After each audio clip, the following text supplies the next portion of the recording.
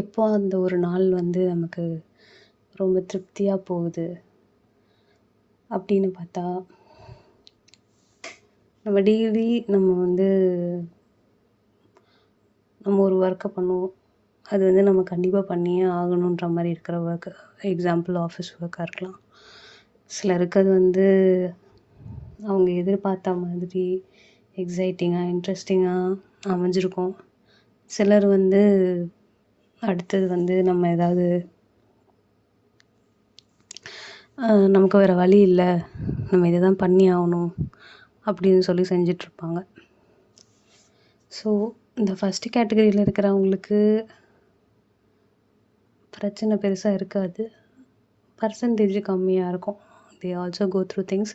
ஆனால் இந்த செகண்ட் கேட்டகரியில் இருக்கிறவங்களுக்கு ஒரு சாட்டிஸ்ஃபேக்ஷன் இல்லாத